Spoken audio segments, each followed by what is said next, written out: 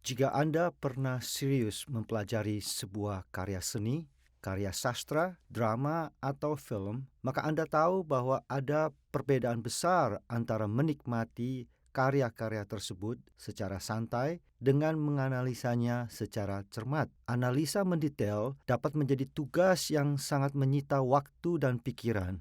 Berbeda sekali dengan melakukan sesuatu ketika kita menginginkannya dan dengan cara kita. Dalam banyak hal, inilah pengalaman yang sering dialami oleh para pengikut Kristus saat mempelajari Perjanjian Baru. Kita tahu bahwa ada sukacita ketika membaca ayat-ayat kitab suci ini di sana-sini, sewaktu-waktu. Akan tetapi, pengertian yang kita peroleh dengan mempelajari Perjanjian Baru dan teologinya secara cermat bisa benar-benar menjadi sumber kepuasan yang sangat besar. Inilah pelajaran pertama dalam serial Kerajaan dan Perjanjian dalam Perjanjian Baru.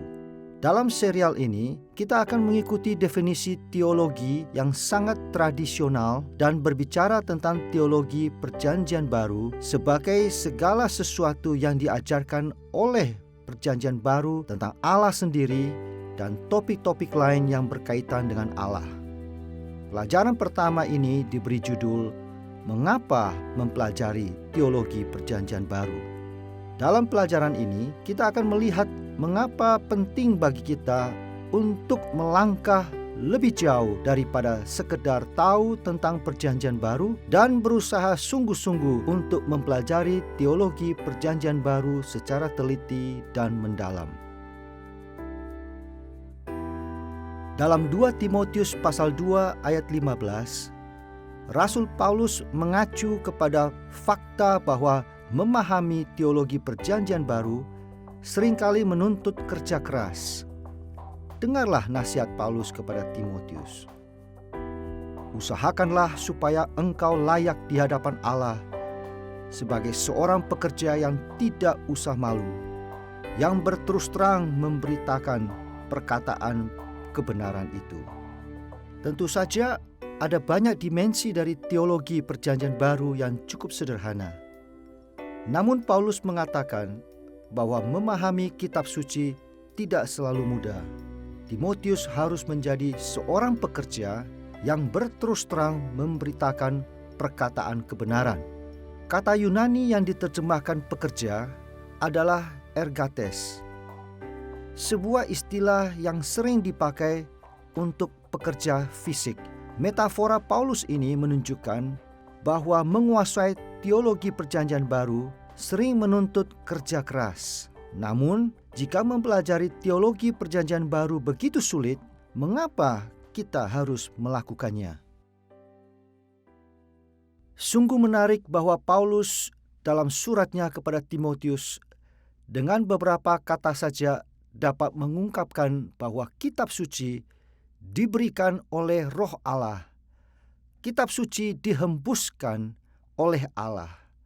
Tetapi dalam beberapa kalimat berikutnya, Paulus menyuruh Timotius untuk belajar, untuk bekerja keras agar sebagai pekerja di hadapan Allah, ia tidak usah malu, mempelajari dan memberitakan kitab suci dengan benar.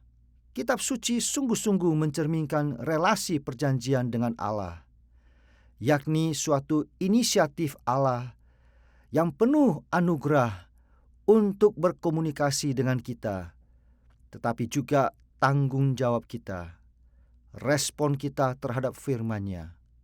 Dan karena Ia telah memberi kita firman-Nya dalam bahasa yang dapat kita mengerti, Allah menyesuaikan dirinya untuk berbicara melalui manusia sebagai penulis-penulis dengan menggunakan jenis sastra, genre, bahasa maupun bentuk tulisan yang dikenal oleh orang-orang dan tempat-tempat pada masa itu.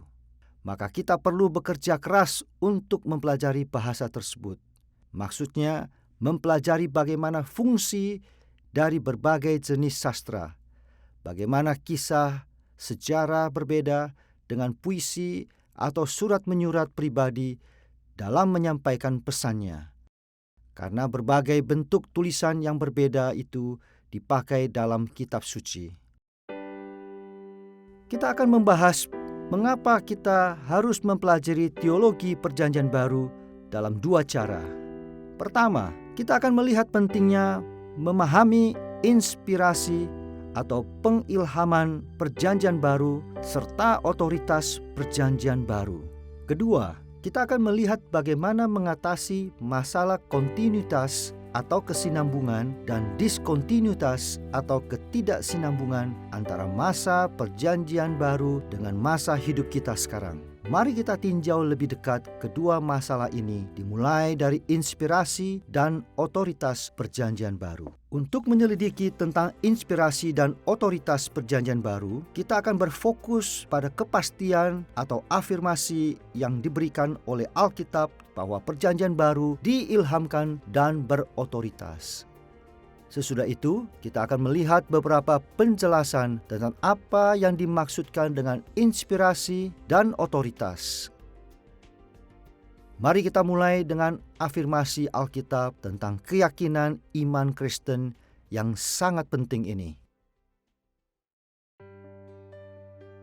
Ketika para pengikut Kristus merenungkan tentang inspirasi dan otoritas Perjanjian Baru, hampir selalu mereka mengacu kepada 2 Timotius pasal 3 ayat 16, di mana Rasul Paulus menulis, "Seluruh kitab suci diilhamkan oleh Allah dan bermanfaat untuk mengajar, untuk menyatakan kesalahan, untuk memperbaiki kelakuan, dan untuk mendidik orang dalam kebenaran." Di sini kita jumpai Paulus sedang berbicara tentang inspirasi kitab suci ketika ia berkata bahwa seluruh kitab suci diilhamkan oleh Allah, atau sebagaimana kata Yunaninya theopneustos, dapat diterjemahkan dihembuskan oleh Allah. Paulus juga mengacu kepada otoritas kitab suci ketika ia berkata bahwa kitab suci bermanfaat untuk mengajar, menyatakan kesalahan, memperbaiki kelakuan, dan mendidik orang dalam kebenaran. Ayat ini penting bagi pemahaman tentang apa yang diimani oleh para pengikut Kristus tentang Perjanjian Baru. Namun sekarang dengarkan 2 Timotius pasal 3 ayat 15, di mana Paulus berkata kepada Timotius, "Sejak kecil engkau telah mengenal kitab suci yang dapat memberi hikmat kepadamu dan menuntun engkau kepada keselamatan oleh iman kepada Kristus Yesus." Secara akurat, kitab suci yang Paulus maksudkan di sini dan yang telah dikenal Timotius sejak kecil bukanlah Perjanjian Baru, melainkan Perjanjian Lama. Kalau begitu, mengapa para pengikut Kristus mengacu kepada kata-kata Paulus tentang Perjanjian Lama ketika mereka mengatakan bahwa Perjanjian Baru diilhamkan dan berotoritas? Kita akan melihat 3 kepastian atau afirmasi yang diberikan Alkitab untuk membantu kita mengerti bahwa Perjanjian Baru diilhamkan dan berotoritas. Pertama, kita akan mempelajari panggilan Yesus kepada ke-12 muridnya. Kedua, kita akan melihat peran mendasar dari para rasul dan para nabi. Dan ketiga, kita akan memastikan inspirasi dan otoritas kitab-kitab Perjanjian Baru itu sendiri. Mari kita lihat dahulu bagaimana panggilan Yesus kepada ke-12 muridnya meneguhkan inspirasi dan otoritas Perjanjian Baru. Ketika Yesus mulai membangun suatu sisa umat Allah yang baru untuk menggenapi rencana-rencana Allah di Israel, Ia memanggil sebuah kelompok khusus yang terdiri atas 12 murid. Kitab-kitab Injil menjelaskan bahwa Yesus memisahkan ke-12 murid ini dari orang-orang lain yang mengikut Dia. Perbedaan ini menjadikan mereka dengan Yudas sebagai pengecualian, orang-orang yang kelak akan diutusnya ke dalam dunia sebagai rasul-rasulnya yang berotoritas. Dalam Yohanes pasal 16 ayat 13, kita membaca perkataan Yesus ini kepada ke-12 muridnya. Tetapi apabila Ia datang, yaitu Roh kebenaran, Ia akan memimpin kamu ke dalam seluruh kebenaran. Sebab Ia tidak akan berkata-kata dari dirinya sendiri, tetapi segala sesuatu yang didengarnya itulah yang akan dikatakannya, dan Ia akan memberitakan kepadamu hal-hal yang akan datang. Teks ini menunjukkan bahwa ada banyak hal yang masih harus dipelajari oleh para murid Yesus. Maka Roh kebenaran akan datang dan memimpin mereka ke dalam seluruh kebenaran tentang hal-hal yang akan datang. Kita lihat di sini bahwa Yesus menapiskan murid-murid pilihannya untuk mengajar semua pengikutnya yang lain melalui Roh Kudus. Ayat ini dan ayat-ayat lain yang senada meneguhkan kepercayaan kita kepada inspirasi Perjanjian Baru. Rasul Paulus yang menulis sebagian besar dari Perjanjian Baru bukanlah salah seorang dari ke-12 rasul yang asli. Namun Alkitab jelas menyatakan bahwa Paulus adalah seorang rasul yang berotoritas, dan ia memenuhi persyaratan yang sama dengan persyaratan yang ditentukan untuk ke-12 rasul yang ditetapkan dalam Kisah Para Rasul pasal yang pertama ayat 21 sampai 22. Inilah salah satu alasan mengapa Lukas melaporkan perjumpaan Paulus dengan Kristus di jalan menuju Damaskus itu 2 kali. Pertama, dalam Kisah Para Rasul pasal 9 ayat 1 sampai 19, kemudian pasal 22 ayat 6 sampai 11, lalu dalam pasal 26 ayat 9 sampai 18. Dan Galatia pasal 1 ayat 11 sampai pasal 2 ayat 10 menyampaikan bahwa Paulus ada bersama Kristus selama 3 tahun di gurun pasir di Arabia. Ayat-ayat tersebut juga melaporkan bahwa para rasul di Yerusalem mengkonfirmasi otoritas kerasulan Paulus. Seperti yang Paulus jelaskan dalam 1 Korintus pasal 15 ayat 8 sampai 9. Sesudah Yesus menampakkan diri kepada lebih dari 500 orang percaya, Yesus menampakkan diri juga kepadaku, sama seperti kepada anak yang lahir sebelum waktunya. Karena aku adalah yang paling hina dari semua rasul, bahkan tidak layak disebut rasul, sebab aku telah menganiaya jemaat Allah. Sebagai seorang rasul, Paulus menyebut dirinya seorang yang lahir sebelum waktunya dan yang paling hina dari semua rasul. Ia adalah satu-satunya rasul yang memiliki otoritas, walaupun ia tidak bersama-sama dengan Yesus selama pelayanannya di dunia. Namun Paulus adalah saksi dari kebangkitan Yesus, dan hal itu diakui oleh para rasul yang asli di Yerusalem. Dengan mengingat afirmasi dari panggilan Yesus kepada ke-12 muridnya, kita juga akan membahas inspirasi dan otoritas yang mendasari dari rasul-rasul dan nabi-nabi Kristus pada abad pertama.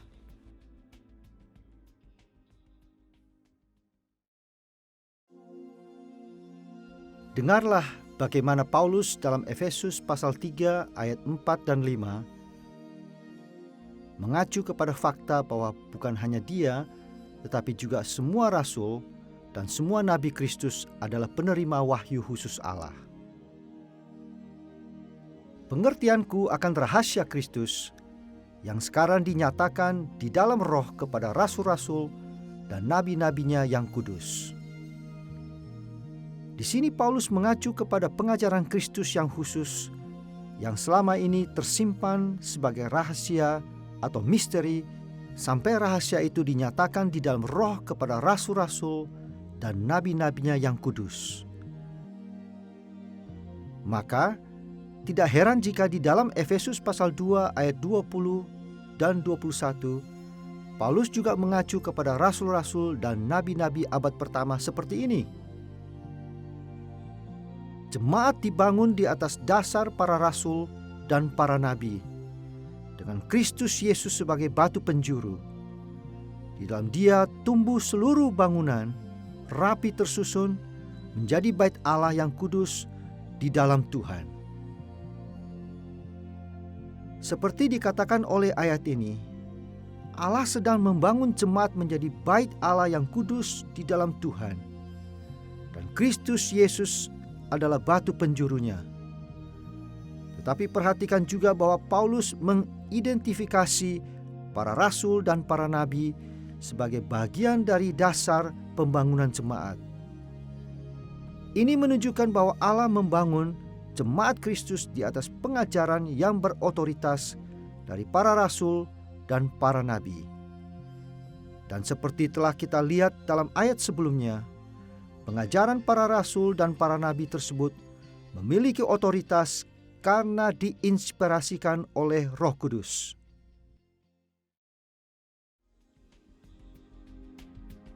Selain afirmasi Alkitab tentang ke-12 rasul Yesus dan otoritas dari para rasul dan para nabi Kristus yang mendasari, perlu kita perhatikan juga bahwa para rasul sendiri memandang kitab-kitab Perjanjian Baru setara dengan kitab suci Perjanjian Lama.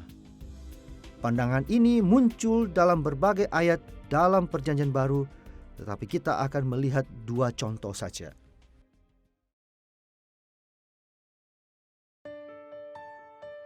Kita mulai dengan 1 Timotius pasal 5 ayat 18, di mana Paulus menulis, "Bukankah kitab suci berkata, janganlah engkau memberangus mulut lembu yang sedang mengirik, dan lagi seorang pekerja patut mendapat upahnya."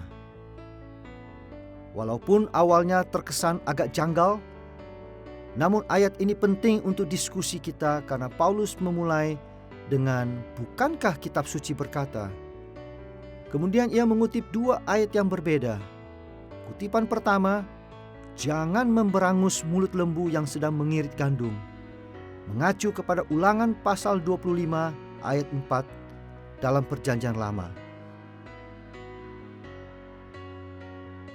Tetapi kutipan kedua, "Seorang pekerja patut mendapat upahnya," berasal dari Lukas pasal 10 ayat 7 dalam Perjanjian Baru.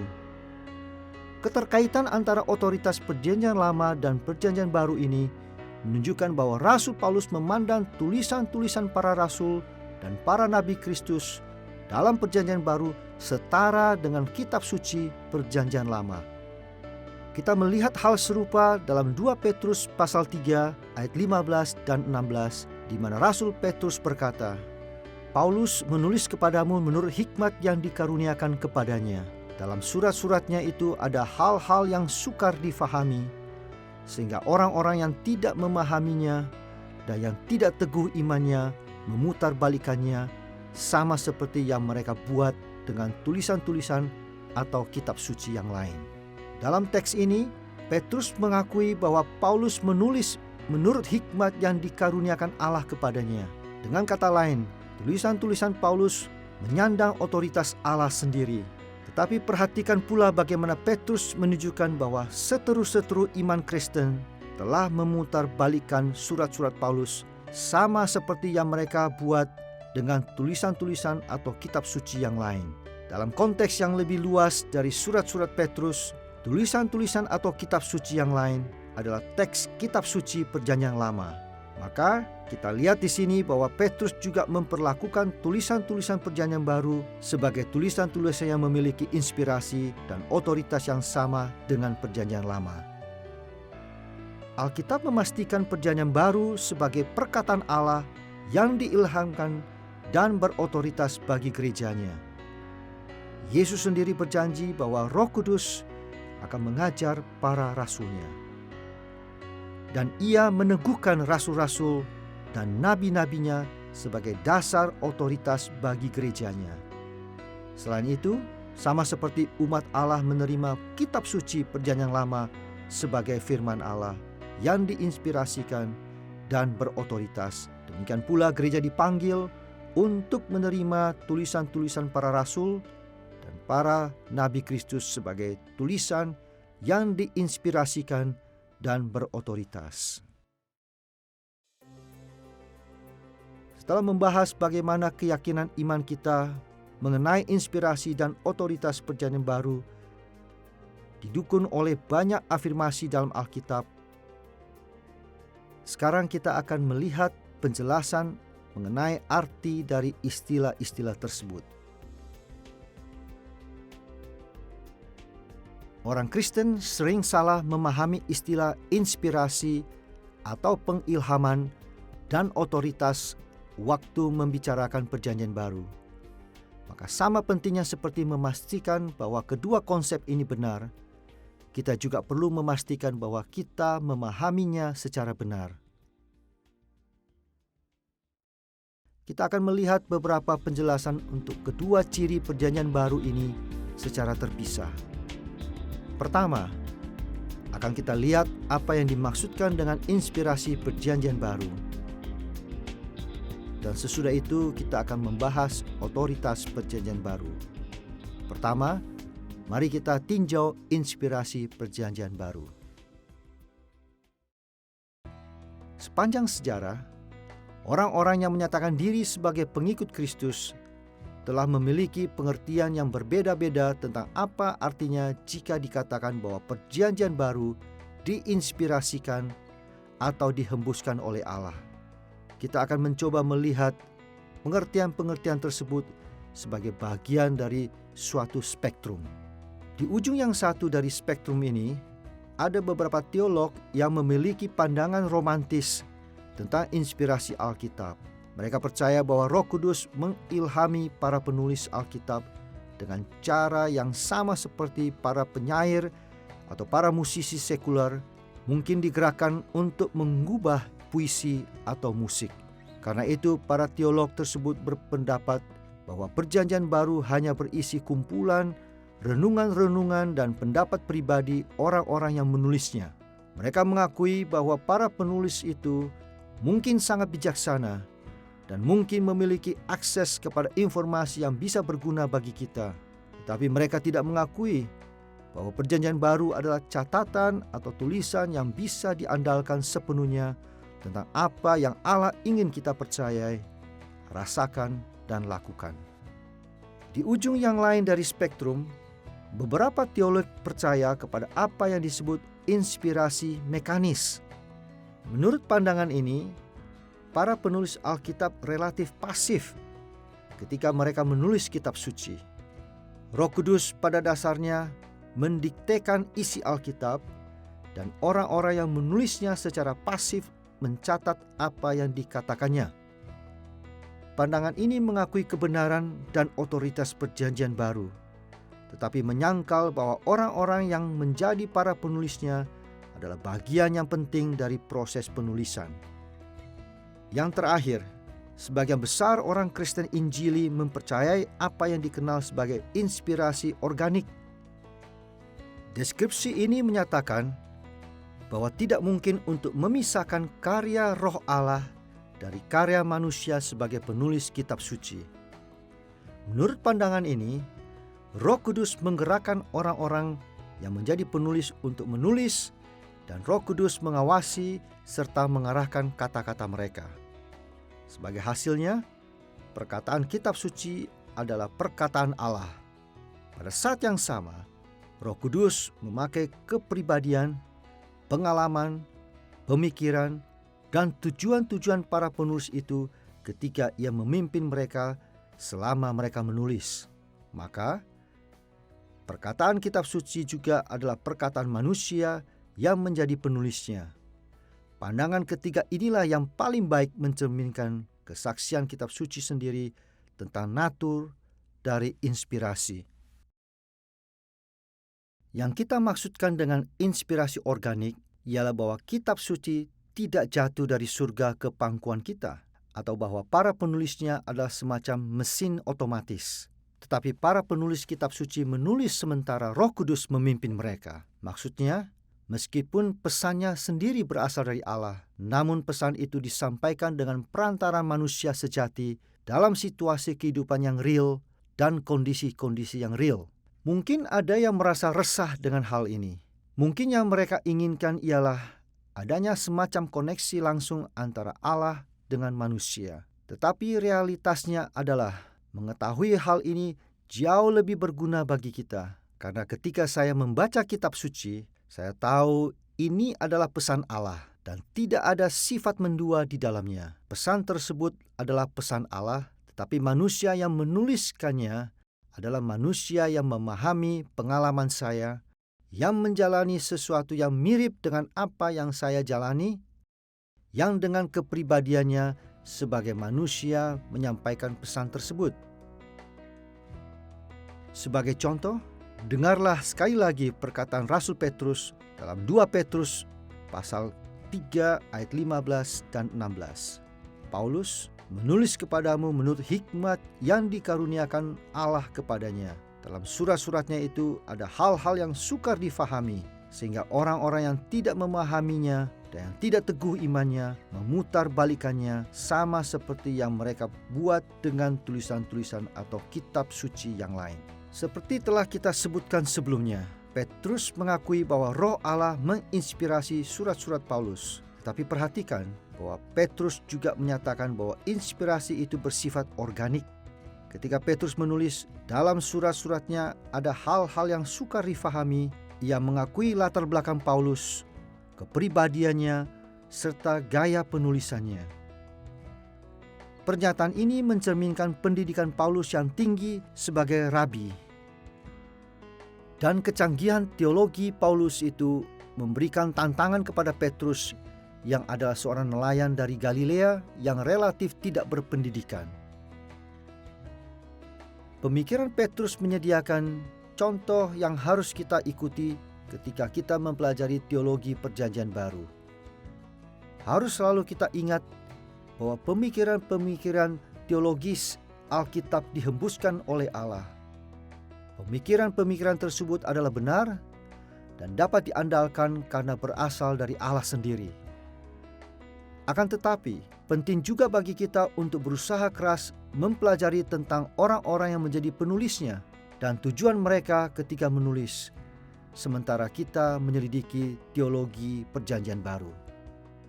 Bahkan, salah satu implikasi terpenting dari inspirasi organik ialah maknanya bagi studi kita tentang teologi Perjanjian Baru. Jika kita mengandalkan pandangan tentang inspirasi yang sepenuhnya romantis atau mekanis, kita entah akan mengabaikan otoritas teks atau mengabaikan kontribusi penulis. Tetapi inspirasi organik menuntut kita untuk mempelajari teologi Perjanjian Baru setidaknya dalam 3 tingkatan. Tingkatan utama dan paling jelas adalah teks itu sendiri. Pernyataan-pernyataan yang eksplisit ini dapat mengajarkan banyak hal tentang teologi Perjanjian Baru kepada kita. Pada tingkatan di bawah teks, kita harus siap untuk mempelajari banyak sekali presuposisi teologis yang implisit atau tidak tertulis dari para penulis Perjanjian Baru. Kita harus mempelajari latar belakang dan keyakinan teologis para penulis. Dan kita harus berusaha sebaik-baiknya untuk menemukan bagaimana latar belakang serta keyakinan mereka mempengaruhi apa yang mereka tuliskan.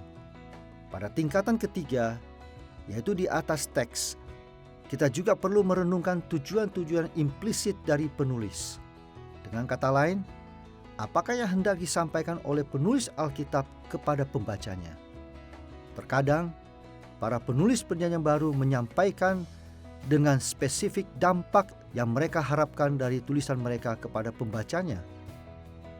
Tetapi yang lebih sering terjadi ialah mereka berharap pembaca mereka dapat menyimpulkan sendiri implikasi-implikasi dari teks yang mereka tulis. Nah, dapat Anda bayangkan tanggung jawab untuk tetap mengingat pernyataan-pernyataan eksplisit, presuposisi teologis, serta tujuan-tujuan implisit tersebut ketika kita mempelajari Perjanjian Baru tidak selalu mudah. Jadi seringkali dibutuhkan penyelidikan yang cermat dan mendalam. Akan tetapi natur dari inspirasi organik mengharuskan kita untuk mempelajari ketiga tingkatan dari teologi Perjanjian Baru itu. Baru saja kita tinjau penjelasan mengenai inspirasi organik dari Perjanjian Baru. Sekarang mari kita melihat apa yang dimaksudkan dengan otoritas dari kitab suci Perjanjian Baru dan bagaimana kita harus menanggapi otoritas tersebut pada masa kini. Semua orang Injili memiliki keyakinan yang benar bahwa Perjanjian Baru memiliki otoritas atas hidup kita. Tetapi kita perlu berhati-hati dalam memahami natur dari otoritas ini. Sayang sekali, banyak orang Kristen yang bermaksud baik yang gagal untuk mengingat bahwa Perjanjian Baru tidak ditulis secara langsung kepada mereka. Dengan kata lain, Perjanjian Baru ditulis untuk kita semua, tetapi tidak langsung kepada kita. Kita semua tahu bahwa Perjanjian Baru ditulis beberapa ribu tahun yang lalu dan ditujukan kepada orang-orang yang hidup pada masa itu. Tetapi fakta ini seringkali kecil pengaruhnya terhadap cara-cara kita mengakui otoritas Perjanjian Baru. Semuanya ini dimaksudkan untuk menyatakan sesuatu yang sangat penting mengenai otoritas Perjanjian Baru. Teologi Perjanjian Baru memiliki otoritas yang penuh tetapi tidak langsung atas kehidupan para pengikut Kristus di masa kini. Dan fakta ini berarti bahwa kita harus selalu siap untuk belajar sebanyak mungkin tentang apa yang dimaksudkan oleh teks Perjanjian Baru bagi pembaca aslinya.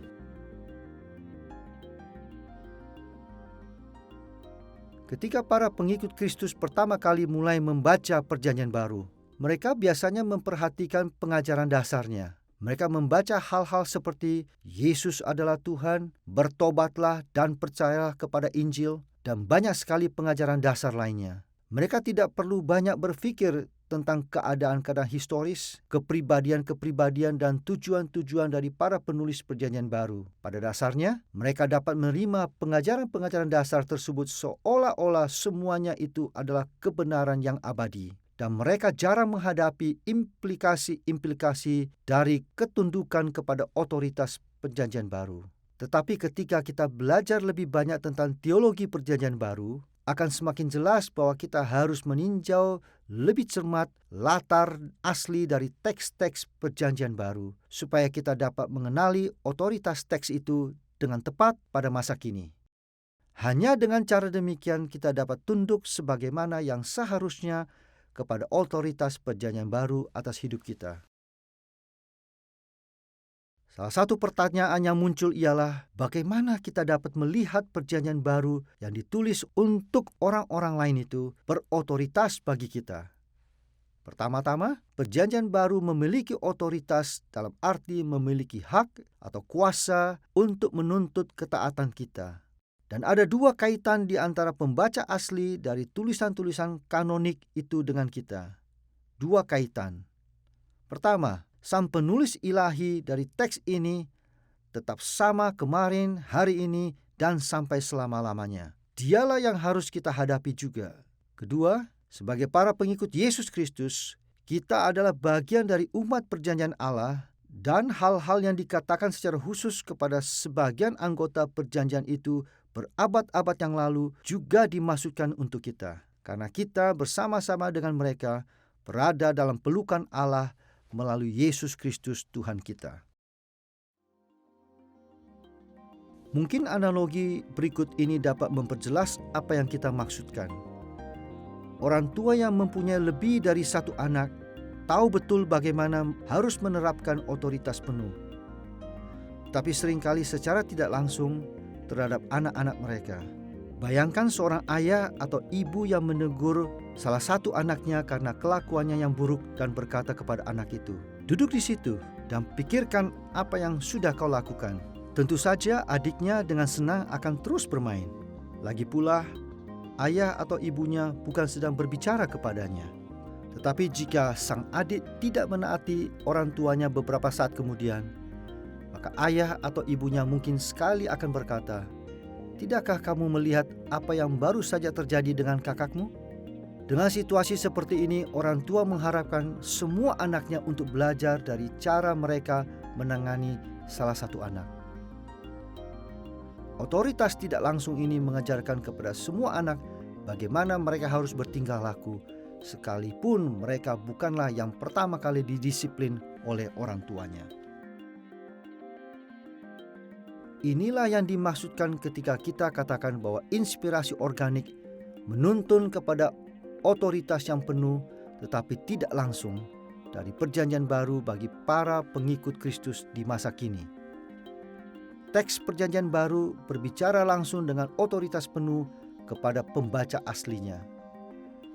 Dan kita harus ingat bahwa teks itu juga berbicara dengan otoritas penuh pada masa ini.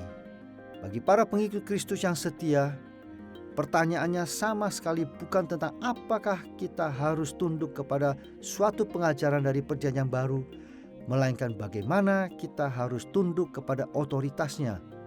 Maka, untuk menentukan bagaimana seharusnya respon kita kepada otoritas ini, kita harus siap untuk menengok ke belakang kepada tujuan asli penulis dan situasi ketika teks tertentu ditulis.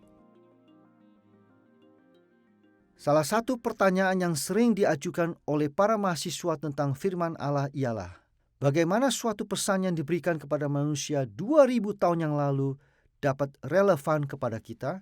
Bagaimana mungkin tulisan ini adalah firman Allah kepada kita atau untuk kita? Saya kira persis disitulah kuncinya, yaitu bahwa meskipun teks-teks ini bukan firman Allah kepada kita, teks-teks itu pada akhirnya adalah firman Allah untuk kita. Dan satu hal yang kita jumpai di setiap kitab dalam Alkitab, setiap genre dan setiap situasi ialah bahwa setiap kitab dalam Alkitab menyingkapkan natur Allah. Siapa itu Allah? Setiap kitab menyingkapkan tentang siapakah kita dalam relasi dengan Dia. Kita mempelajari natur dan rencana Allah. Dan kita dapat belajar bahwa bahkan sekalipun tulisan itu ditujukan kepada umat yang berbeda, yang hidup dalam konteks berbeda, sekalipun perintah-perintah langsung yang diberikan kepada mereka tidak secara langsung relevan bagi kita, kita tetap dapat belajar tentang natur Allah, tentang rencana Allah, tentang siapakah kita, dan bagaimana kita seharusnya hidup dalam relasi dengan Allah. Sebagai contoh, dalam Matius pasal 19 ayat 21, Yesus memberikan instruksi khusus ini kepada sang pemimpin muda yang kaya. Jikalau engkau hendak sempurna, pergilah, jualah segala milikmu, dan berikanlah itu kepada orang-orang miskin, maka engkau beroleh harta di surga. Kemudian datanglah kemari dan ikutlah aku. Bagaimana seharusnya kita menerapkan ayat ini bagi hidup kita? Apakah kita semua dalam segala keadaan harus menjual segala milik kita dan memberikannya kepada orang miskin? Satu-satunya cara untuk menjawab pertanyaan ini secara bertanggung jawab ialah dengan memahami siapa pemimpin muda yang kaya itu dan mengapa Yesus berbicara kepadanya seperti itu. Gelar orang ini dan interaksinya dengan Yesus menunjukkan bahwa ia adalah seorang Yahudi dan ia mempunyai pengaruh finansial yang besar dalam komunitasnya. Terlihat juga bahwa ia berusaha sungguh-sungguh untuk menaati adat istiadat Yahudi. Dalam ayat sebelumnya ia bertanya kepada Yesus, "Guru, perbuatan baik apakah yang harus kuperbuat untuk memperoleh hidup yang kekal?" Yesus menjawab, "Turutilah segala perintah Allah." Orang muda itu dengan bangga menyatakan bahwa hal itu telah ia lakukan. Maka Yesus membahas hal yang tampaknya menjadi perhatian utama orang ini, yaitu kekayaan dan pengaruh. Kitab suci berulang kali menunjukkan kepada kita bahwa memiliki kekayaan secara intrinsik bukanlah sesuatu yang jahat. Demikian juga kekayaan tidak menghalangi kita untuk menjadi murid yang sejati di bawah Kristus. Akan tetapi sebagai pengikut Yesus, hati kita harus selalu siap untuk meninggalkan keinginan-keinginan pribadi kita demi melayani Tuhan. Sebuah contoh lain tentang hal ini terlihat dalam Kisah Para Rasul pasal 5 ayat 1-11, di mana Ananias dan Safira berpura-pura menyerahkan semua uang mereka kepada jemaat, namun diam-diam menyisihkan sebagian untuk diri mereka. Dosa mereka bukanlah bahwa mereka tidak memberikan semua yang mereka miliki, Mereka tidak diminta untuk berbuat demikian, tetapi bahwa mereka berdusta tentang kemurahan hati mereka demi mendapat pujian dari jemaat. Respon Yesus kepada pemimpin muda yang kaya itu bahwa ia harus menjual seluruh hartanya tidak secara khusus berkaitan dengan uang, melainkan dengan kekhawatiran orang itu tentang apa yang harus ia korbankan. Yesus langsung membahas inti masalahnya dengan membukakan satu hal yang tidak bersedia ditinggalkan oleh pria ini, kekayaannya. Contoh ini membantu kita untuk mengerti bahwa jika kita harus tunduk kepada otoritas kitab suci, kita perlu mempertimbangkan konteks dan tujuan asli dari suatu teks. Sesudah itu baru kita dapat menilai bagaimana kita harus menaati perintah Yesus. Perjanjian baru sama seperti perjanjian lama, bukanlah suatu filsafat. Perjanjian baru tidak berisi rumusan filosofis yang dirumuskan dengan cara yang mungkin dapat diteruskan dari satu kebudayaan ke kebudayaan lainnya dengan sangat mudah. Perjanjian baru bersifat spesifik dan historis. Alasannya cukup jelas. Allah mewahyukan dirinya baik di dalam perjanjian lama maupun dalam perjanjian baru. Dan ketika Allah mewahyukan dirinya, ia mewahyukan dirinya kepada suatu umat yang spesifik. Ia tidak menyatakan dirinya dengan cara yang begitu umum, sehingga akhirnya pernyataannya itu mungkin tidak relevan bagi siapapun karena terlalu umum. Maka Allah menyatakan dirinya kepada Abraham, Ishak, Yakub, Musa, Daud, kepada Yesaya, kepada Yeremia, dan kemudian melalui Yesus kepada para rasul, kepada Petrus, kepada Paulus. Oleh karena itu, kita berhadapan dengan orang-orang yang spesifik di dalam situasi-situasi yang spesifik. Hal ini terjadi oleh karena keharusan. Allah adalah pencipta, dan ciptaan ada di dalam waktu dan ruang. Maka ketika Allah mewahyukan dirinya, ia memang perlu mewahyukan dirinya dalam waktu dan ruang.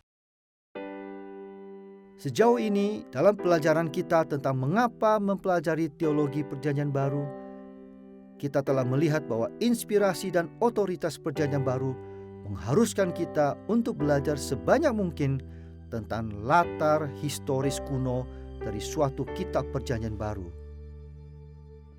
Sekarang, kita siap untuk membahas kontinuitas dan diskontinuitas antara zaman kita sekarang dengan zaman Perjanjian Baru.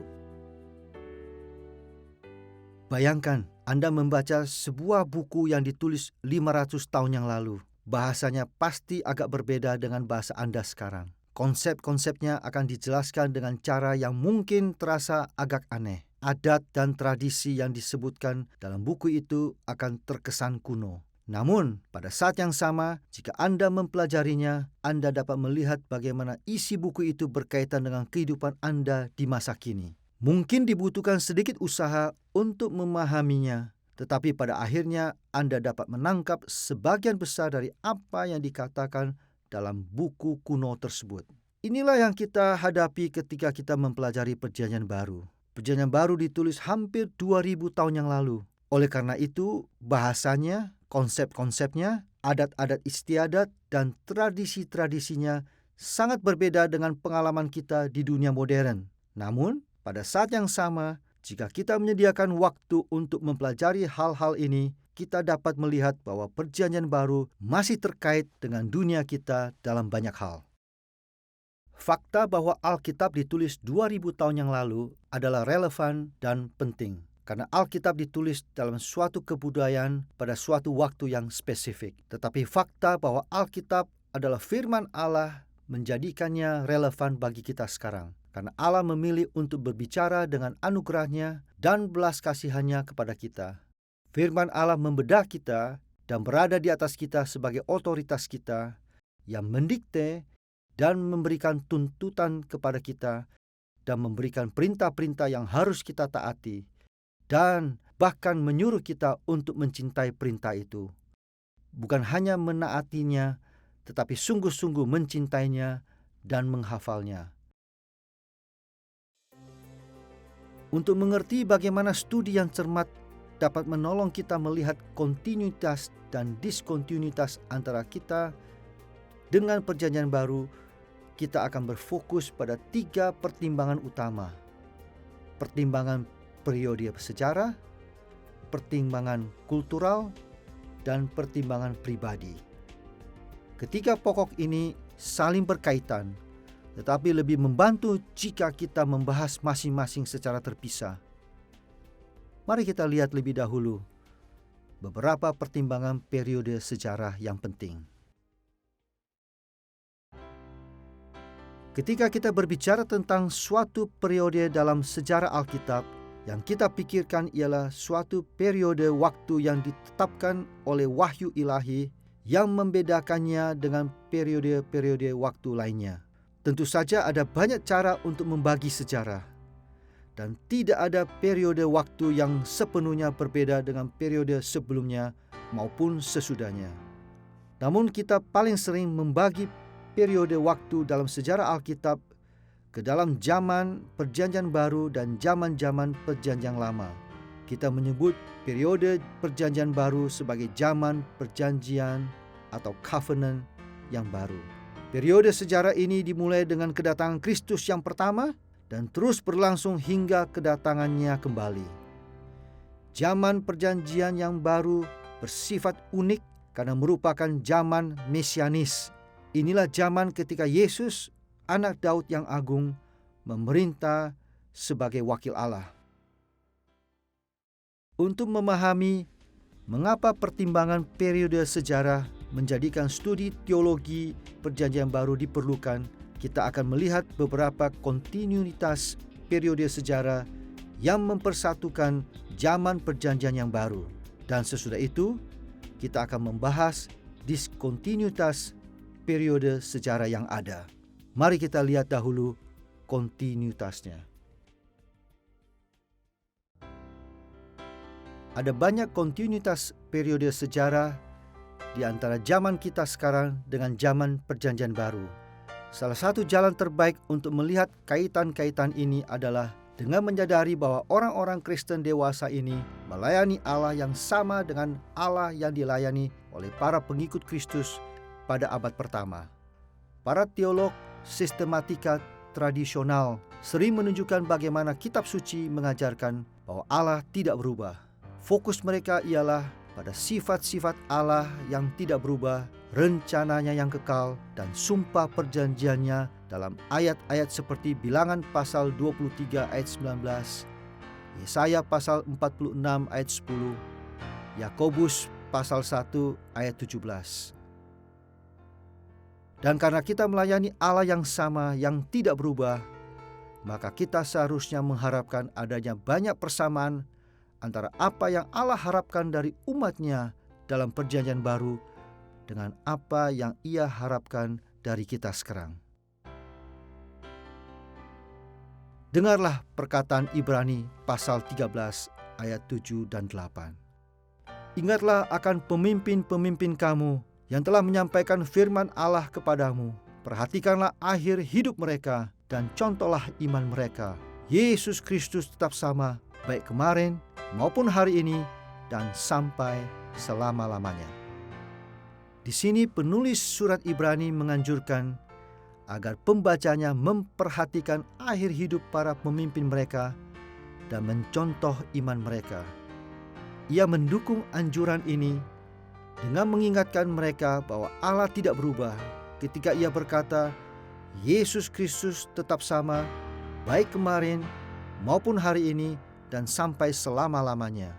Pembaca surat Ibrani bisa yakin bahwa jika mereka meniru iman para pemimpin mereka dari masa lampau, mereka akan melihat hasil yang sama di zaman mereka sendiri, karena Yesus tidak berubah. Sama seperti para pembaca asli Perjanjian Baru, kita pun hidup pada masa setelah Kristus melalui kematiannya mengadakan pendamaian untuk dosa. Kita telah dibangkitkan bersama Kristus di dalam kebangkitannya, sama seperti orang-orang percaya pada abad pertama. Kita hidup pada masa ketika Roh Allah telah dicurahkan jauh melebihi apa yang telah terjadi dalam Perjanjian Lama. Kita adalah bagian dari tubuh Kristus yang sama, dengan misi yang sama untuk menyebarkan segala sesuatu yang Yesus ajarkan sampai ke ujung bumi. Meskipun ada jarak sejarah yang memisahkan kita dengan zaman Perjanjian Baru, namun Pencipta kita yang tidak berubah itu telah menegakkan kontinuitas dari periode sejarah semacam ini sehingga kita dapat menerapkan Perjanjian Baru kepada zaman kita sekarang. Setelah kita melihat beberapa pertimbangan periode sejarah dan kontinuitas yang ada di antara zaman kita dengan zaman Perjanjian Baru, mari kita tinjau beberapa diskontinuitas di dalam zaman Perjanjian yang baru yang menuntut kita untuk mengabdikan diri kita untuk mempelajari teologi Perjanjian Baru dengan teliti.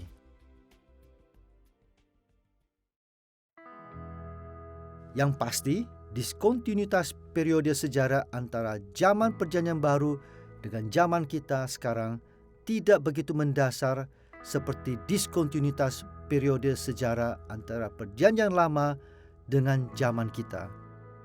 Namun ada beberapa perbedaan penting yang harus kita ingat setiap kali kita mempelajari Perjanjian Baru. Dalam Efesus pasal 2 ayat 20, Rasul Paulus mengacu kepada salah satu diskontinuitas periode sejarah yang paling mendasar ketika ia berkata, "Jemaat dibangun di atas dasar para rasul dan para nabi dengan Kristus Yesus sebagai batu penjuru." Di sini Paulus membedakan antara para rasul dan para nabi sebagai fondasi jemaat dengan Kristus Yesus sendiri dan dengan jemaat di sepanjang sejarah. Seperti telah kita bicarakan sebelumnya, selama hampir 2000 tahun gereja telah mengakui otoritas mendasar dari Kristus dan rasul-rasul serta nabi-nabinya atas kita. Tetapi kita juga harus menyadari bahwa mereka tidak lagi hadir bersama kita secara fisik. Realitas ini menciptakan sejumlah diskontinuitas antara zaman Perjanjian Baru dengan kehidupan kita sekarang. Pertama, Perjanjian Baru berisi banyak contoh tentang mujizat yang meneguhkan yang diadakan oleh Yesus dan rasul-rasul serta nabi-nabinya. Kemampuan untuk melakukan mujizat-mujizat itu memisahkan Yesus dan para rasulnya sebagai otoritas dan pemimpin yang menjadi dasar dari jemaat. Allah terus bekerja secara supernatural di dalam gereja masa kini, tetapi kita tidak mencari mujizat sebagai cara untuk mengenali otoritas dari para pemimpin gereja yang baru. Sebaliknya, otoritas di dalam gereja pada masa kini dibangun di atas standar Perjanjian Baru. Dan karena alasan ini, kita harus mempelajari dengan sangat cermat bagaimana standar ini diterapkan di zaman kita. Kedua, pada zaman Perjanjian Baru, orang bisa menyampaikan permintaan secara langsung kepada para rasul dan para nabi Kristus. Orang-orang Kristen dapat meminta para rasul dan para nabi untuk memberikan bimbingan dan menjawab pertanyaan mereka. Kita melihat hal ini misalnya dalam cara Paulus merespon permintaan para pengikut Kristus melalui surat-surat seperti 1 dan 2 Korintus maupun Filemon.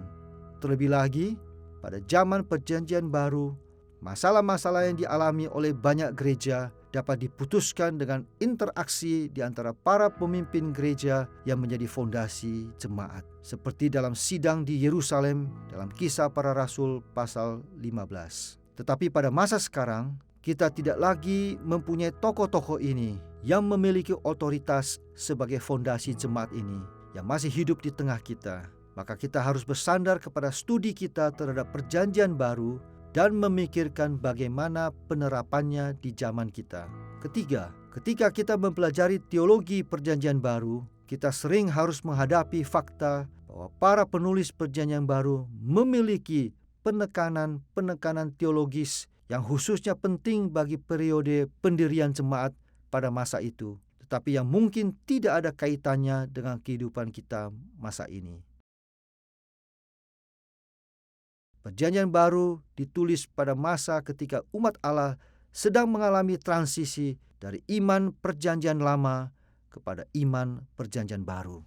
Itu sebabnya banyak isu yang dibahas dalam Perjanjian Baru terkait dengan bagaimana para pengikut Kristus harus bersikap terhadap berbagai praktik Perjanjian Lama dan tradisi Yahudi. Apakah seorang Kristen perlu disunat? Apakah mereka harus menaati hukum-hukum Yahudi tentang makanan? Bagaimana orang Kristen harus memahami kontinuitas dari persembahan korban binatang di Bait Allah sesudah Kristus mengadakan penebusan yang final itu? Tentu saja, banyak dari isu teologis yang mendasar ini telah diselesaikan di masa lalu. Dan dengan berakhirnya periode yang menjadi fondasi dari Perjanjian yang baru ini, gereja Kristen beralih kepada tantangan-tantangan yang lain. Ketika kita membaca Perjanjian Baru, terkadang sulit untuk mengatasi diskontinuitas periode sejarah ini. Tetapi jika kita ingin menerapkan jawaban Perjanjian Baru untuk kontroversi teologis kuno ini pada masa kini, kita harus bekerja keras dan mempelajari teks-teks ini dengan sangat teliti. Ketika kita membaca Alkitab, kita harus selalu menempatkannya di dalam konteks aslinya. Ketika kita melakukannya, terkadang kita kurang mengenal beberapa masalah yang mereka gumulkan. Karena begitu berbeda dengan masalah-masalah yang kita gumulkan sekarang. Jadi misalnya, dalam Perjanjian Lama, semua masalah perjanjian yang terkait dengan Israel hidup di bawah Perjanjian yang Lama. Dan kemudian dengan adanya kedatangan Kristus, digenapinya perjanjian itu adalah masalah-masalah teologis yang utama yang harus digumulkan oleh gereja. Bagaimana hubungan dari tuntutan perjanjian yang lama? Bagaimana hal itu digenapi di dalam gereja? Bahkan cara kita mengungkapkannya menunjukkan bahwa kita sering tidak berpikir dalam kategori-kategori semacam itu. Sehingga kita harus lebih dahulu berusaha untuk kembali kepada kitab suci, memahaminya dalam dunianya sendiri, dalam konteksnya sendiri, dalam cara penyampaiannya sendiri, memahami bagaimana perjanjian itu berfungsi, bagaimana penggenapan dari perjanjian itu di dalam Kristus, dan kemudian mulai memikirkan dengan tuntas bagaimana semuanya itu kini diaplikasikan kepada kita. Setelah meninjau kontinuitas dan diskontinuitas di dalam pertimbangan periode sejarah, sekarang kita akan menelaah beberapa pertimbangan kultural. Ketika berbicara tentang kebudayaan, kita berpikir tentang pola-pola komunitas manusia yang berkembang dari konsep, perilaku, dan emosi bersama. Kebudayaan diekspresikan dalam hal-hal seperti seni, mode, teknologi, struktur politik, dan kebiasaan-kebiasaan lainnya dalam interaksi manusia sehari-hari. Dan ketika kita membahas teologi Perjanjian Baru, kita harus memperhatikan dimensi-dimensi kultural ini, baik di dalam kehidupan pada abad pertama maupun di zaman kita sekarang. Setiap kali kita memperhatikan pertimbangan kultural, kita harus melihat kontinuitas maupun diskontinuitas kebudayaan. Terkadang ini tidak mudah, maka kita harus siap untuk berusaha keras melakukan refleksi yang teliti. Mari kita melihat kebenaran dari hal ini di dalam kontinuitas kebudayaan. Kita semua tahu bahwa setiap kebudayaan itu berbeda, dan perbedaan-perbedaan ini menjadi semakin besar dengan adanya jarak waktu maupun geografis. Namun, meskipun kita mengakui perbedaan-perbedaan ini, setiap kebudayaan manusia ada di dalam dunia yang sama. Fakta ini menciptakan banyak kontinuitas kultural, bahkan melintasi waktu maupun geografi. Setiap kebudayaan di bumi dibentuk oleh natur manusia dan lingkungan fisik dan alamiah. Dan sejauh faktor-faktor ini mempunyai kemiripan, maka pola-pola kebudayaannya pun mirip. Seperti dikatakan Pengkhotbah pasal 1 ayat 9. Apa yang pernah ada akan ada lagi, dan apa yang pernah dibuat akan dibuat lagi. Tidak ada sesuatu yang baru di bawah matahari. Berdasarkan hal ini, tidaklah mengherankan bahwa ketika kita melihat di balik perbedaan-perbedaan yang tampak di permukaan, kita menemukan banyak unsur kebudayaan yang sama antara zaman kita dengan zaman Perjanjian Baru. Kita masih memakai pakaian, menikmati seni, berkeluarga, membentuk pemerintahan, dan menghukum kejahatan, sama seperti yang dilakukan orang pada zaman Perjanjian Baru. Oleh karena itu, seringkali sangat mudah untuk melihat berbagai persamaan di antara kebudayaan-kebudayaan di abad pertama dengan zaman kita. Perhatikan sebagai contoh adegan dalam Yohanes pasal 4 ayat 6 dan 7 yang menceritakan percakapan Yesus dengan seorang perempuan Samaria. Hari kira-kira pukul 12, maka datanglah seorang perempuan Samaria hendak menimba air. Kata Yesus kepadanya, "Berilah aku minum." Mungkin kita telah sering mendengar penjelasan mengenai dimensi kultural dari adegan ini. Yesus bertemu dan berbicara dengan seorang perempuan Samaria.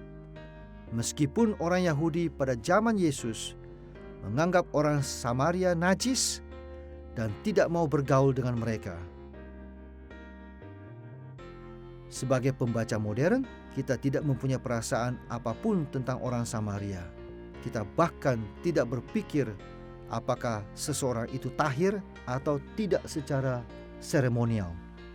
Meskipun demikian, tidak sulit untuk melihat paralel yang penting di antara adegan Alkitab ini dengan prasangka-prasangka sosial di zaman kita sekarang. Sayangnya, orang-orang di zaman sekarang tidak jauh berbeda dengan orang-orang pada abad pertama dalam hal ini. Dan karena kita hidup di dalam dunia yang sama seperti orang-orang pada zaman Perjanjian Baru, kita sering dapat dengan mudah menarik paralelnya dengan pengalaman kita dalam kebudayaan modern, sekalipun ada beberapa perbedaan. Selain pentingnya menyadari bahwa pertimbangan kebudayaan mencakup kontinuitas kultural antara zaman kita dengan zaman Perjanjian Baru, kita juga perlu mewaspadai dampak dari diskontinuitas kultural terhadap pengertian kita tentang teologi Perjanjian Baru. Kita memahami kitab suci sebagai firman Allah dan penulis utama kitab suci adalah Roh Kudus. Kita seringkali membicarakan kitab suci dengan istilah-istilah yang tinggi itu, sehingga terkadang muncul pertanyaan, lalu mengapa kita memerlukan sesuatu yang lain selain kitab suci? Mengapa kita perlu mempelajari kebudayaannya dan latar belakangnya dan bahasa aslinya? Jika kita mempunyai kitab suci itu sendiri, dan jika kitab suci adalah firman Allah, tidakkah itu cukup? Kita mengerti bahwa Roh Kudus adalah penulis utamanya, tetapi Roh Kudus juga bekerja melalui manusia yang menjadi penulisnya dan memberikan kitab suci kepada kita dalam konteks historis. Kita tidak memiliki kitab suci yang hanya berisi daftar kebenaran proporsional. Kita tidak memiliki kitab suci yang merupakan kitab undang-undang yang hanya berisi hukum-hukum dan serta daftar hal-hal yang diperbolehkan dan dilarang. Kita tidak memiliki kitab suci yang hanya berisi kumpulan ucapan hikmat, satu pepatah, satu peribahasa, satu ungkapan yang sambung menyambung, dan kita dengan cara tertentu menyusun kebenaran dari situ. Meskipun semua unsur ini ada di dalam kitab suci adalah wahyu dari Allah, suatu wahyu tentang Allah dan tindakan-tindakan Allah di dalam sejarah. Kita kadang-kadang merangkumkan pengertian kita tentang kitab suci dengan berkata bahwa kitab suci adalah firman Allah dalam kata-kata manusia yang menjadi penulisnya, yang diberikan di dalam sejarah. Dan kata dalam sejarah itu merupakan bagian yang sangat penting bagi kita. Jika kita tidak mengerti konteks kebudayaan di mana kitab suci ditulis, jika kita tidak mengerti bahasanya, maka kitab suci mudah sekali disalah tafsirkan. Dalam kenyataannya, banyak pemikiran kebudayaan pada zaman kita dan di zaman Perjanjian Baru sangat jauh berbeda. Dan kita harus bekerja sangat keras untuk mengatasi hambatan-hambatan yang ditimbulkan oleh perbedaan ini dalam menafsirkan dan mengaplikasikan teologi Perjanjian Baru. Salah satu contoh paling jelas dari diskontinuitas kebudayaan semacam ini ialah bahasa yang dipakai untuk menulis Perjanjian Baru. Relatif sedikit pengikut Kristus pada masa kini yang dapat membaca Perjanjian Baru dalam bahasa aslinya, yaitu bahasa Yunani. Selain itu, kita perlu mengingat konvensi-konvensi sastra abad pertama dan pengaruh versi bahasa Ibrani dan bahasa Yunani dari Perjanjian Lama yang dipakai oleh para penulis Perjanjian Baru. Kita juga harus mengatasi ketidaktahuan kita akan praktik-praktik politik, ekonomi, dan praktik sosial yang lebih luas pada masa itu. Maka hanya dengan berusaha sungguh-sungguh untuk mempelajari semuanya itu, barulah kita dapat mengatasi banyak diskontinuitas kultural di antara Perjanjian Baru dengan zaman kita. Di London, ada sebuah ungkapan indah yang berbunyi, "Mind the gap," perhatikan celahnya. Anda mendengar ungkapan ini sebelum Anda melangkah keluar dari gerbong kereta api di bawah tanah dan menginjak lantai stasiun, karena ada celah atau kesenjangan di antara keduanya. Sehingga peringatan ini terus-menerus diberikan. Perhatikan celahnya, perhatikan celahnya. Dan ini adalah gagasan penting yang perlu dipikirkan, yaitu bahwa alasan pentingnya memahami konteks kebudayaan dari Perjanjian Baru ketika kita menafsirkan dan mengajarkan dan mengkhotbahkan Perjanjian Baru ialah karena kita perlu memperhatikan celah atau kesenjangannya. Ada kesenjangan di antara dulu dan sekarang. Ada kesenjangan dalam bahasa yang digunakan. Ada kesenjangan dalam penciptaan identitas sosial. Dan jika kita tidak memperhatikan kesenjangan itu, kita pasti akan mengisinya dengan kebudayaan kita sendiri, dengan pengertian kita sendiri tentang berbagai hal. Kita bukan mendengarkan apa yang dikatakan teks untuk melihat bagaimana teks itu dapat diterapkan bagi kehidupan kita sekarang, tetapi kita melakukan yang sebaliknya. Kita menjadikan hidup kita sebagai cara untuk memahami teks. Kita berbicara kepada teks dan bukan teks yang berbicara kepada kita. Maka kita akan kehilangan beberapa hal. Jika kita percaya bahwa pesan asli teks itu diinspirasikan, maka kita akan giat berusaha untuk memperhatikan kesenjangan yang ada agar kita dapat mendengarkan firman Allah, bukan agar kita dapat memasukkan pertimbangan sosial kita sendiri. Dengan mengingat kontinuitas dan diskontinuitas dari pertimbangan periode sejarah dan pertimbangan kultural, sekarang kita akan melihat mengapa pertimbangan pribadi juga menuntut agar kita mempelajari teologi Perjanjian Baru dengan cermat. Kita semua tahu dari pengalaman bahwa tidak ada dua orang yang persis sama. Bahkan orang-orang yang hidup dalam kebudayaan yang sama pun berbeda. Seringkali ketika kita bertemu dengan orang-orang dari tempat yang jauh atau membaca tentang orang-orang dari masa lalu, kita sadar bahwa perbedaan psikologis, emosional, dan spiritual yang ada bisa sangat besar. Kita semua memiliki pengalaman, kekuatan, ketakutan, bakat. Maka ketika kita mempelajari teologi Perjanjian Baru, kita harus memberi perhatian yang seharusnya kepada persamaan dan perbedaan di antara orang-orang di zaman kita dengan orang-orang dari zaman Perjanjian Baru. Kita akan membahas pertimbangan pribadi ini dengan mengikuti urutan pembahasan sebelumnya. Pertama, apa saja kontinuitas pribadi antara orang modern dengan orang di zaman Perjanjian Baru. Dan kedua, apa saja diskontinuitas di antara mereka. Kita akan mulai dengan kontinuitas. Dari perspektif Alkitab, ada cukup banyak persamaan di antara manusia sehingga kita bisa yakin bahwa kita dapat mempelajari dan menerapkan teologi Perjanjian Baru seperti seharusnya. Bahkan kitab suci mengajarkan bahwa semua manusia pada zaman Perjanjian Baru maupun pada zaman sekarang adalah jenis manusia yang sama. Penulis, pembaca, dan tokoh-tokoh manusia lainnya di dalam Perjanjian Baru adalah gambar Allah, sama seperti kita sekarang. Mereka rasional dan berpikir logis, sama seperti kita. Mereka bereaksi dengan sukacita dan kesedihan, persis seperti kita sekarang. Dan sama seperti kita, mereka pun adalah gambar Allah yang telah jatuh ke dalam dosa dan memerlukan penebusan di dalam Kristus. Mereka bergumul dengan dosa dan mengalami penderitaan dan kesusahan di dalam dunia yang berdosa ini. Dan mereka yang percaya kepada Kristus di zaman Perjanjian Baru mengalami anugerah pengampunan Allah serta berkat Roh Kudus dalam kehidupan pribadi mereka, sama seperti kita sekarang. Karena hal-hal ini dan banyak kontinuitas pribadi lainnya, ketika kita membaca Perjanjian Baru, kita sering dapat dengan mudah menghubungkan diri kita dengan orang-orang dari zaman itu. Misalnya, dalam Roma pasal 9 ayat 2-4, Rasul Paulus mengungkapkan perasaannya yang mendalam bagi sesamanya orang Yahudi. Demikian, "Aku sangat berduka cita dan selalu bersedih hati. Bahkan aku mau terkutuk dan terpisah dari Kristus demi saudara-saudaraku, kaum sebangsaku secara jasmani, orang Israel." Ayat-ayat ini mengungkapkan pengalaman Paulus yang sangat pribadi dan emosional.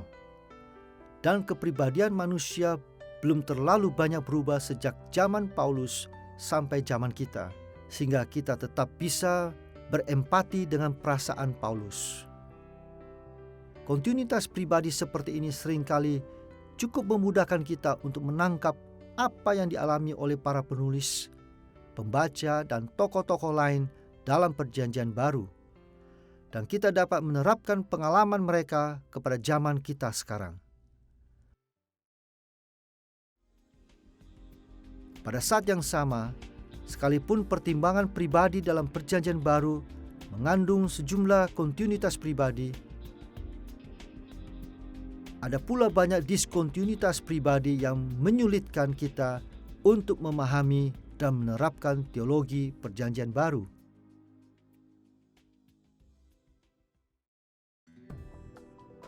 Perjanjian Baru sering berbicara kepada kelompok-kelompok orang tertentu yang sangat berbeda dengan yang kita kenal sekarang, sehingga kita terkadang mengalami kesulitan dalam mengaitkannya secara tepat. Kecenderungan pribadi dan emosional, bahkan persoalan-persoalan seperti usia dan gender dapat menimbulkan hambatan yang harus diatasi melalui studi yang cermat. Allah memperhatikan manusia dalam segala macam situasi kita yang berbeda, segala macam latar belakang kita yang berbeda. Hal ini dapat kita lihat dari betapa beragamnya latar belakang dan betapa beragamnya kebudayaan yang sesungguhnya dibahas di seluruh Alkitab dalam bagian-bagian Alkitab yang berbeda. Dan dengan cara yang sama, begitu kita mengerti bagaimana Allah berbicara kepada orang-orang itu dalam situasi mereka, kita dapat belajar dari mereka sebagai contoh, dan kita harus menerapkannya kembali dalam situasi kita yang berbeda sekarang ini. Tetapi yang penting adalah kita memahami prinsip-prinsip yang benar yang ada di dalam teks, sehingga kita dapat menerapkannya kembali dengan cara yang benar. Sebagai contoh, dalam Efesus pasal 6 ayat 5 dan 9, Paulus memberi instruksi kepada dua kelompok orang yang spesifik. Ia berkata, "Hai hamba-hamba, taatilah Tuanmu yang di dunia dengan takut dan gentar, dan dengan tulus hati, sama seperti kamu taat kepada Kristus. Dan kamu tuan-tuan, perbuatlah demikian juga terhadap hamba-hambamu."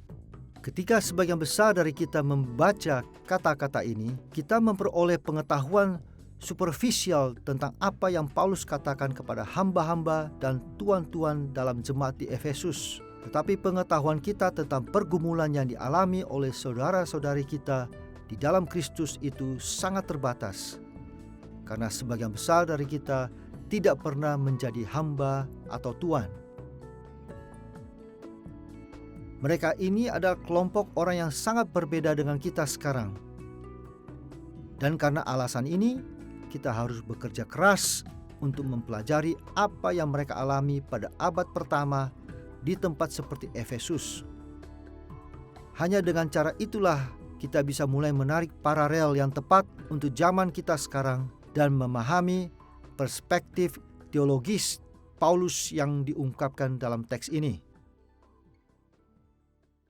Setiap kali kita berusaha memahami cara untuk mengaplikasikan Perjanjian Baru, kata kunci yang selalu muncul adalah konteks. Meskipun kita mungkin lebih suka jika aplikasi kitab suci itu adalah sesuatu yang sudah pasti, bahkan harfiah, namun bukan itu yang terjadi bahkan di zaman Perjanjian Baru. Saya selalu terkesan oleh fakta bahwa Paulus pada suatu kesempatan berkata, "Ya Timotius, kamu harus disunat demi Injil." Dan di dalam kesempatan lain, ia berkata kepada salah seorang rekan sepelayanannya, "Tidak, kamu tidak harus disunat demi Injil." Jadi, tindakan yang sama bisa benar atau salah tergantung pada latar kebudayaannya. Dalam kasus yang pertama, Timotius, kamu harus disunat agar kita dapat menjangkau orang Yahudi. Maka itu dilakukan demi Injil. Dalam situasi yang kedua, yang saya yakin berbicara soal Titus, Paulus berkata, kamu tidak usah disunat karena mereka yang menginginkan agar engkau disunat mengira bahwa sunat harus dilakukan untuk memperoleh keselamatan. Dan hal itu akan bertentangan dengan Injil. Maka kita perlu betul-betul mengerti seperti apa situasi kebudayaan yang sedang dihadapi dan bagaimana prinsip-prinsip Alkitab berlaku untuk situasi itu. Orang yang sehat dan yang sakit, orang yang cacat, yang kuat, yang lemah, yang kaya, yang miskin, yang tua dan yang muda, bapak-bapak, ibu-ibu, saudara perempuan, dan laki-laki pada zaman Perjanjian Baru harus berpegang pada teologi Perjanjian Baru dengan cara-cara yang sesuai untuk zaman mereka. Sampai batas tertentu, faktor-faktor pribadi ini akan selalu mempengaruhi cara kita mengaplikasikan teologi Perjanjian Baru kepada zaman kita sekarang. Dan pertimbangan-pertimbangan pribadi ini mendorong kita semua untuk mempelajari Perjanjian Baru dengan rajin. Dalam pelajaran ini, kita telah membahas mengapa seorang pengikut Kristus harus mempelajari teologi Perjanjian Baru. Kita telah mempelajari inspirasi dan otoritas Perjanjian Baru, dan telah melihat bahwa kita harus berusaha sungguh-sungguh untuk belajar, karena Perjanjian Baru dihembuskan oleh Allah. Kita juga telah membahas bagaimana kontinuitas dan diskontinuitas dari periode sejarah, kebudayaan, maupun pribadi antara zaman Perjanjian Baru dengan zaman kita sekarang menuntut kita untuk berusaha sungguh-sungguh untuk memahami dan menerapkan teologi Perjanjian Baru. Perjanjian Baru adalah jenis kitab yang patut untuk menerima perhatian yang jauh lebih besar daripada sekedar pandangan sekilas. Sebagai firman Allah bagi gerejanya, kita harus siap untuk melakukan apa saja yang diperlukan untuk memahaminya sebaik mungkin. Kita akan berfokus pada beberapa cara yang penting untuk mencapai tujuan ini dalam pelajaran-pelajaran berikutnya. Dan kita akan melihat berulang kali mengapa kita harus berusaha sungguh-sungguh untuk mempelajari teologi Perjanjian Baru.